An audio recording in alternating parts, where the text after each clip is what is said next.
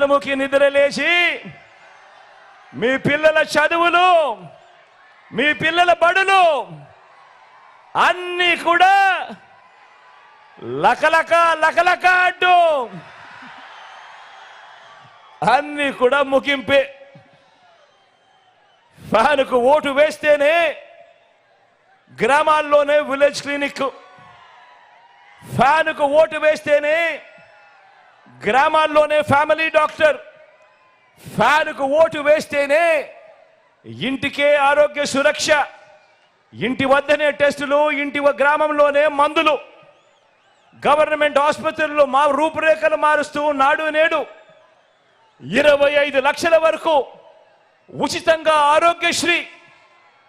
ఆరోగ్యశ్రీయే కాదు, ఆపరేషన్ అయిన తర్వాత కూడా పేదవాడు ఇబ్బంది పడకుండా ఆరోగ్య ఆసరా, కొత్తగా పడతా ఉన్న 17 కొత్త మెడికల్ కాలేజీల నిర్మాణం వంటి ప్రతి పేదవాడికి, ప్రతి మనిషికి బతికించే జగన్ మార్కు వైద్య విప్లవాలన్నీ కూడా ఫ్యాన్ మీద 2 ఓట్లు పడితే అన్నీ కూడా కొనసాగుతాయి.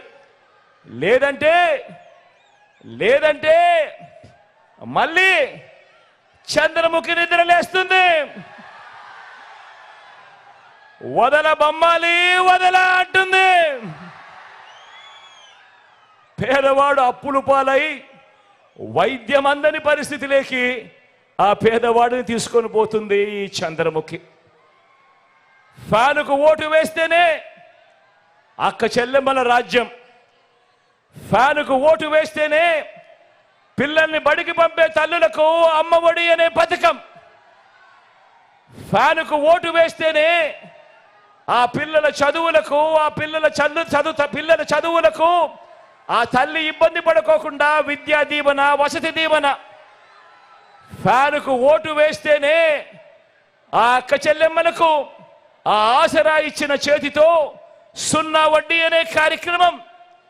ఫ్యాన్కు ఓటు వేస్తేనే ఓ చేయూత కొనసాగింపు, ఫ్యాన్కు ఓటు వేస్తేనే ఓ కాపు నేస్తం కొనసాగింపు, ఫ్యాన్కు ఓటు వేస్తేనే ఓ ఈబీసీ నేస్తం కొనసాగింపు, ఫ్యాన్కు ఓటు వేస్తేనే ఓ వైఎస్ఆర్ జగనన్న కాలనీలు, అందులో 31 లక్షల ఇళ్ల పట్టాలు, అందులో కడతా ఉన్న 22 లక్షల ఇల్లులు అన్నీ కూడా వేగంగా అడుగుల ముందుకు. ఫ్యాన్కు ఓటు వేస్తేనే నామినేటెడ్ పదవుల్లో నా అక్క చెల్లెమ్మలకు అగ్రతాంబూలం ఇస్తూ 50% రిజర్వేషన్లతో నామినేషన్లో ఉన్న పనులు, నామినేషన్లో ఉన్న పదవులు అన్నీ కూడా నా అక్క చెల్లెమ్మలకిచ్చే మహిళా సాధికారత ప్రభుత్వం. ఒక్క ఫ్యాన్కు ఓటు వేస్తేనే మీ బిడ్డ జగను మళ్ళీ వస్తేనే అన్నది ప్రతి ఒక్కరూ కూడా ఆలోచన చేయండి. లేదంటే మళ్ళీ చంద్రముఖి నిద్రలేస్తుంది,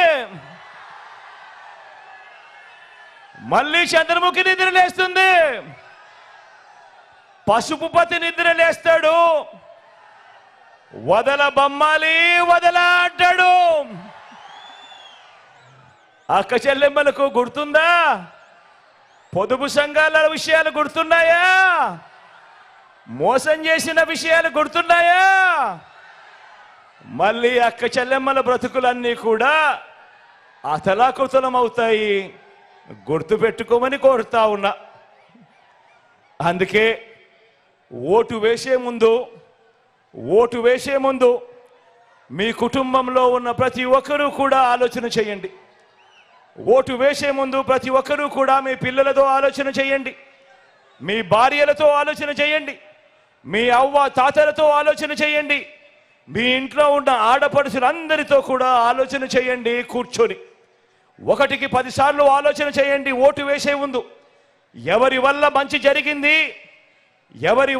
జరిగింది, ఎవరు ఉంటే మీ ఇంటికి మంచి జరుగుతుంది అన్న ఆలోచనతో ఓటు వేయండి అని మీ అందరితో కూడా కోరుతా ఉన్నా.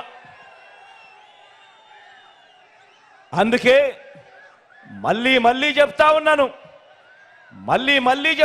అందుకే ఈసారి జరగబోయే ఎన్నికలు కేవలం ఎమ్మెల్యేలను ఎంపీలను ఎన్నుకునే ఎన్నికలు కావు.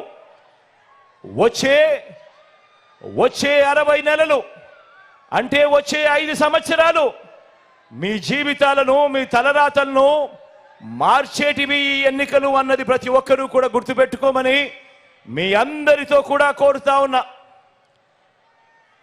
మీకు మంచి చేసిన మీ బిడ్డ పాలన కావాలా? మన రాష్ట్రాన్ని లేక మన రాష్ట్రాన్ని తాను తన పెత్తందారులు అందరూ కలిసి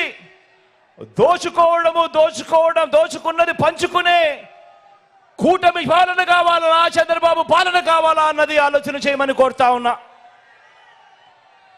మీకు మంచి చేసిన మీ బిడ్డ పాలన మీ ఎదురుగా మీకు 5 సంవత్సరాలుగా 58 నెలల పాలనగా కనిపిస్తా ఉంది. ఆలోచన చేసి నిర్ణయం తీసుకోమని మీ అందరితో కూడా కోరుతా ఉన్నా. గత ఎన్నికల్లో వివిధ కారణాల వల్ల ఇతర పార్టీలకు ఓటు వేసిన వారిని కూడా ఆలోచన చేయమని కోరుతా ఉన్నా. ఇదే సందర్భంగా అడుగుతా ఉన్నా. కులం కారణం కావచ్చు, లేదా ఎప్పటి నుంచో ఆ పార్టీలో ఉన్నామన్న కారణం కావచ్చు, లేదా మరో ఇతరత్ర కారణం కావచ్చు. కానీ ప్రతి ఒక్కరూ కూడా ఆలోచన చేయమని అడుగుతా ఉన్నా. వాళ్ళను కూడా అడుగుతా ఉన్నా. ఆ అన్నలను అడుగుతా ఉన్నాను, ఆ అక్కలను అడుగుతా ఉన్నాను, ఆ తమ్ముళ్ళను కూడా అడుగుతా ఉన్నా, ఆ చెల్లెమ్మను కూడా అడుగుతా ఉన్నా, ఆ అవ్వలను, ఆ తాతలను కూడా అడుగుతా ఉన్నా. మీరు నాకు గత ఎన్నికల్లో నాకు ఓటు వేయకపోయినా కూడా మీకు ఈ 5 ఏళ్లలో మంచి చేసిన ప్రభుత్వం మనది కాదా అన్నది ఒక్కసారి ప్రతి ఒక్కరూ కూడా ఆలోచన చేయమని